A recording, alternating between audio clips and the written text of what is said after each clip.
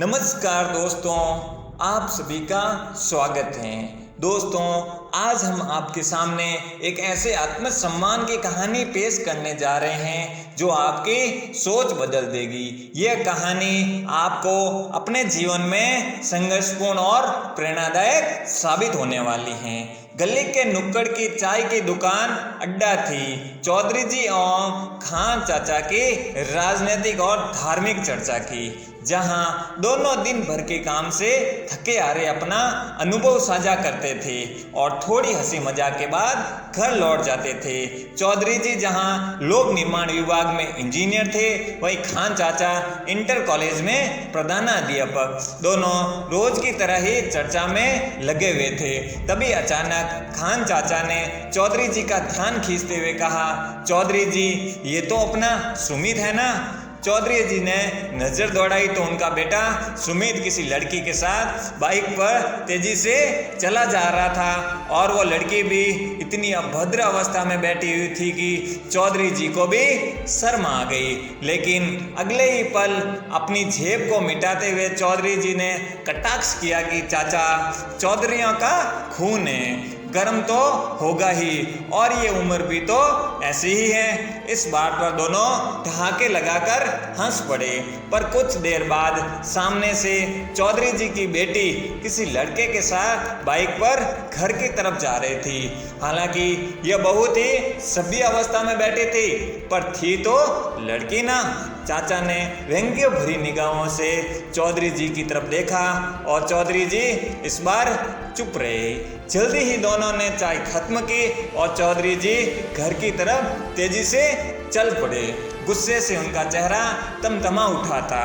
चौधरी जी के दो बच्चे थे, बड़ी बेटी श्रेया और छोटा बेटा सुमित। श्रेया स्नातक अंतिम वर्ष में थी और सुमित स्नातक के अंतिम वर्ष में था।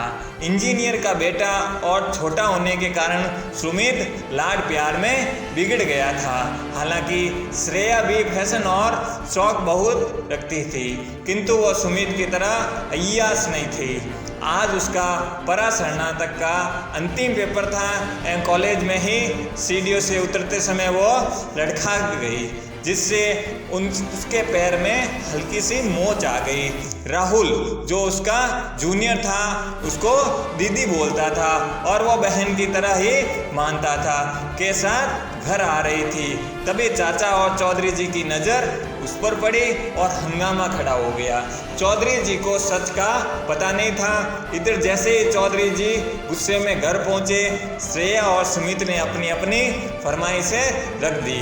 सुमित बोला, पापा मुझे पीएससी की तैयारी करने दिल्ली जाना है, और श्रेया ने कहा, पापा मैं एमफिल करना चाहती हूँ। लेकिन श्रेया चौधरी जी के गुस्से से बिल्कुल अनजान थी। उसके इतना कहने पर चौधरी जी उस पर बरस पड़े। उन्हें खुद पता नहीं था कि वह क्या कर रहे हैं। माँ ने जब पूछा कि आखिर उसकी गलती क्या है, तो वो बोले कि सड़क पर लड़कों के साथ घूमती है, मेरी इज्जत तार तार कर दी है, उसको आगे बढ़ने से अच्छा है कि मुंह जल्दी से काला कर दो। श्रेया को बहुत धक्का लगा। जिन पर वो इतना ज़्यादा यकीन और भरोसा करती थी, उनको जरा भी यकीन नहीं है और अपनी बेटी पर।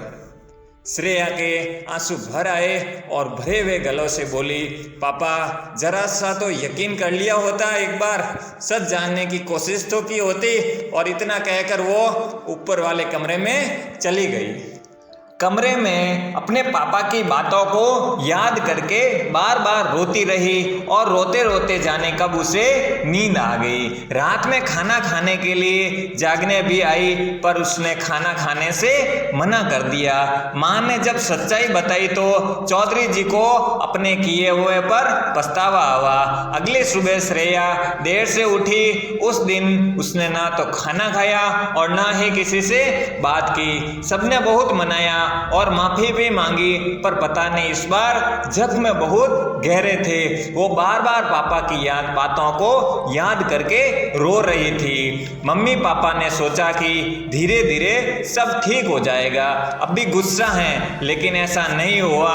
कहते हैं ना, किसी की जीभ में लगे जख्म जल्दी ठीक हो जाते हैं, लेकिन जीभ से लगे जख्मों को भरने में बहुत समय लगता है। कुछ यूं ही श्रेया के साथ भी हुआ था। अगले दिन एमफिल के आवेदन की अंतिम तिथि थी, लेकिन श्रेया ने आवेदन नहीं किया।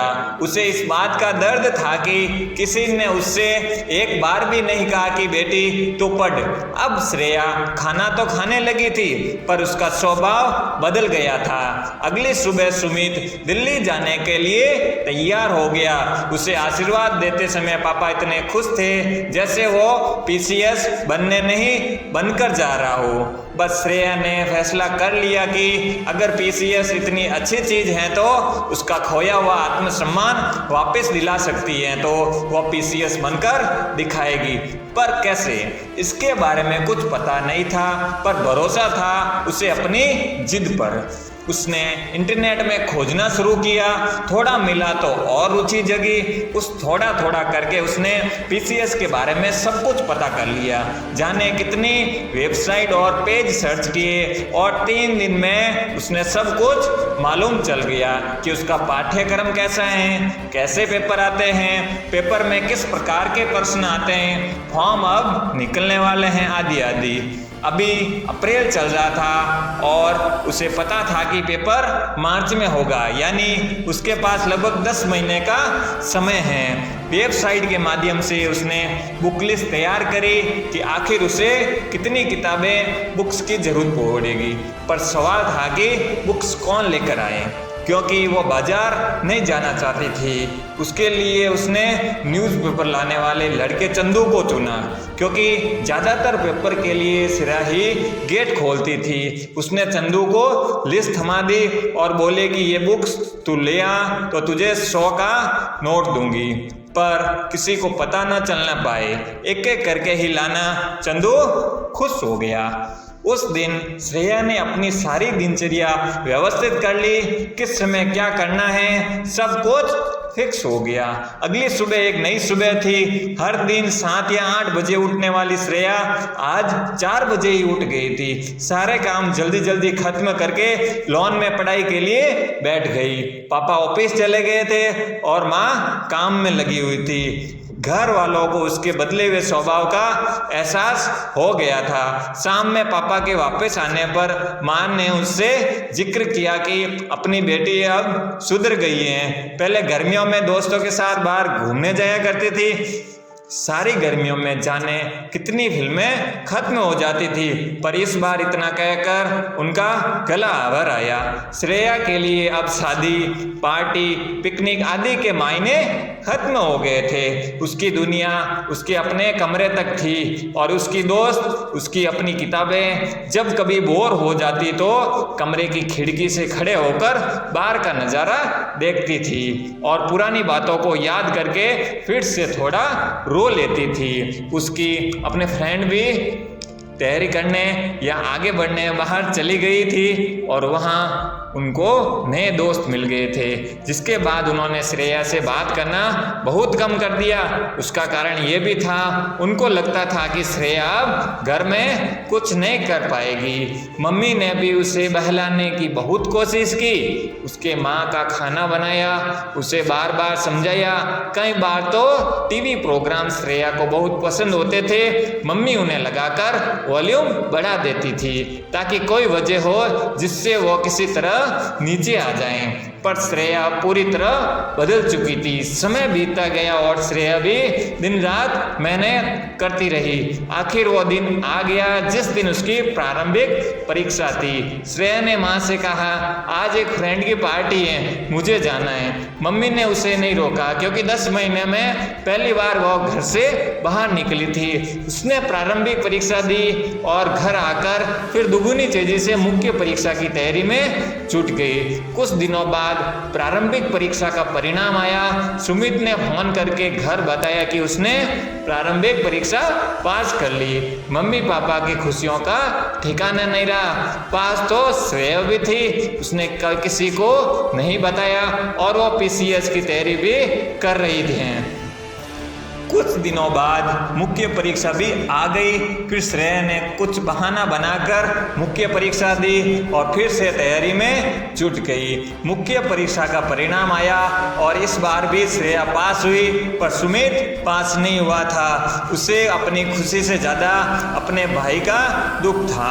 श्रेया ने इंटरव्यू की तैयारी की और उसका इंटरव्यू भी अच्छा गया। अब अंतिम परिणाम की प्रतीक्षा करने लगी। वो दिन भी आ गया जिस दिन उसका अंतिम परिणाम आना था। श्रेया ने जल्दी सारे काम खत्म किए और लैपटॉप खोलकर बैठ गई, पर रिजल्ट में अभी भी कमिंग सून शो हो रहा था। वह निराश हो गई और एक उपन्यास पढ़ने लगी। पढ़ने में इतना तल्लीन हो गई कि समय का पता ही नहीं चला और तभी दिव्या दीदी का फोन आया। श्रेया, तूने अपना रिजल्ट देखा? मैं तो सिलेक्ट हो गई हूँ। श्रेया बोली, दीदी मैं देख के बताती हूँ। श्रेया को बहुत डर लग रहा था, धड़कनें बढ़ गई थी। उसने वेबसाइट खोली और लिस्ट चेक करने लगी। उसने ऊपर से 50 नंबर तक देखा, पर उसका नाम नहीं था। वह बहुत डर गई थी। अब वह नीचे से देखने लगी। नीचे से ऊपर आते समय 73 नंबर पर उसने अपना रोल नंबर देखा। एक बार फिर मिलाया, फिर कई बार मिलाया, उसे यकीन नहीं हो रहा था। उसने तुरंत फेसबुक प्रोफाइल खोली और 10 माह बाद अपडेट किया।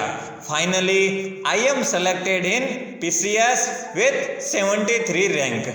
और उस पर उसकी फ्रेंड का मैसेज आया, गुड जोक, और दूसरों का भी अच्छा मजाक है, तेरे बस की बात नहीं। और एक का आया कि मुझे यकीन था कि तू एक दिन बनेगी। श्रेया के सामने उसके सपनों की दुनिया पंख फैलाए खड़ी थी। सुमित ने पोस्ट पढ़ी और तुरंत पापा को फोन किया।